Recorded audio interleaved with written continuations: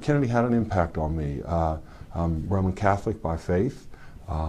Kennedy was the first Catholic elected president in this country. He overcame, I think, some tremendous religious discrimination in the course of that campaign. And instead of just simply overcoming that and stepping into office, I think he looked back at others that were suffering discrimination as well. And I think that's in part what pushed him to begin the efforts in the South to try to end the racial discrimination that was occurring. I think the discrimination that he himself felt during that campaign caused him to look at that through a different lens and see that others were suffering discrimination, others were being limited in their ability to reach their full potential in America, and he wanted to stop that.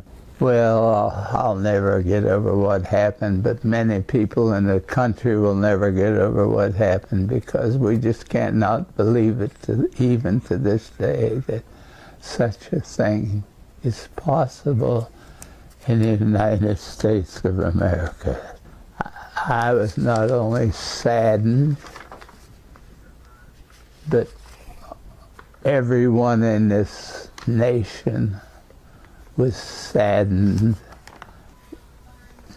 He was a nice guy. And when you met him for the first time even, that you met him, you were very impressed with the humanness of this individual. He was just such a great guy. Great guy. I have no other way of phrasing it or putting it because that's what it was. He was a great human being. He was a great person. We'll never have another like him. Never. Ever. I believe that it was kind of an era of Camelot.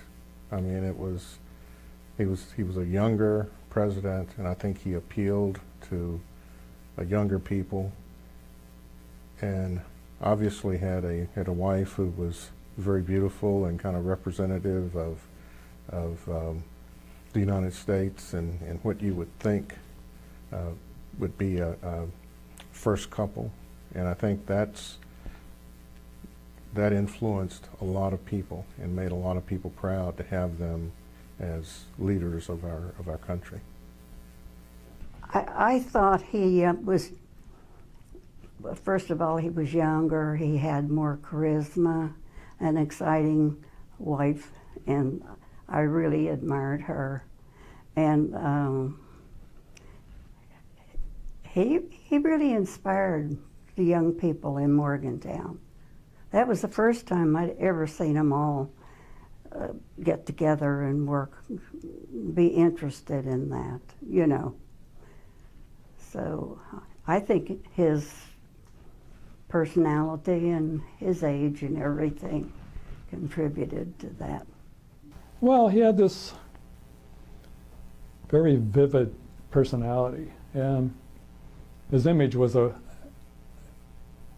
as a young, strong, energetic man, which wasn't really accurate, of course. I mean, he had a lot of health problems that nobody knew at the time. But the image was of JFK in his swimming trunks coming out of the ocean, or sailing, or playing with his kids.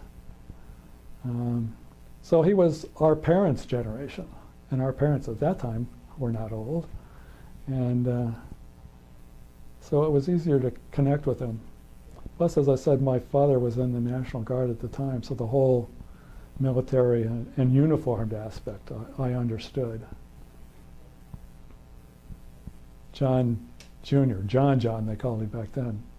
He was, he was just a little boy, but he had that fascination with the uniforms and the helicopters and the flags, which I understood, even though I was 10 years older than he was.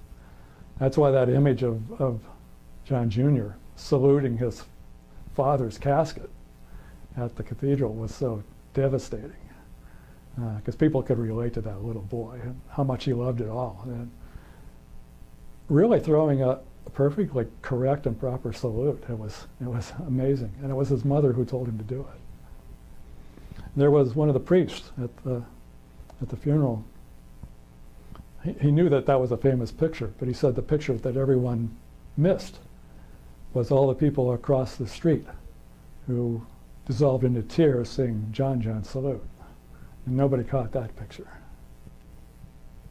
To me, he was a person that was willing, maybe not just as a president, but he was willing to help people.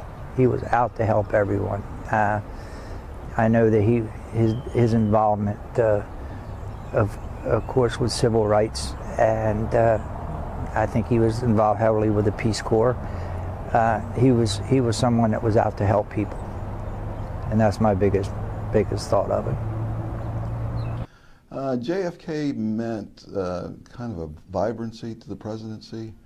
What little I knew about presidents prior to that is they were quote-unquote old men with old ideas, and JFK brought probably a fresh perspective. Probably as a youngster, 5 or 6 years old, you know, I didn't realize an individual of that age could be a president of the United States.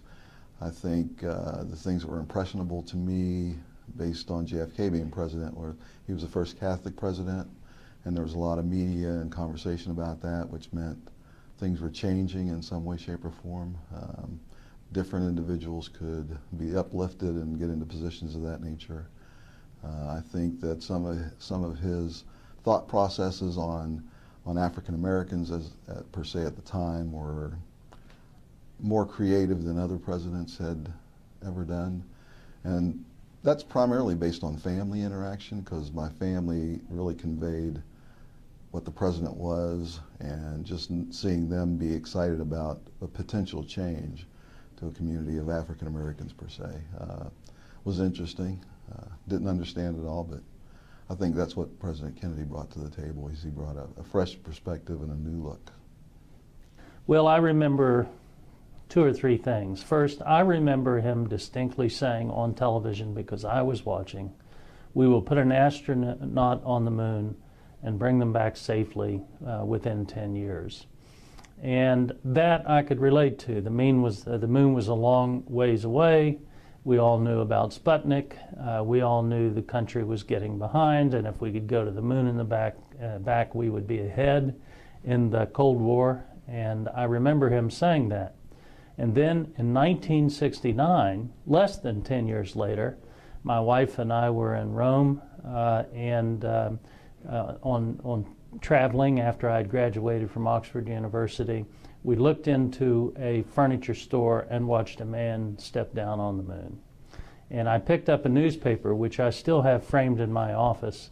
"Man on Moon" was the headline. It was the American language newspaper in Rome. And that was just so compelling to me that a man could have that kind of vision, the country would march in that direction, and we would accomplish such a giant thing on the vision of one man. And I'm sure there were other people involved, but I remember that so distinctly.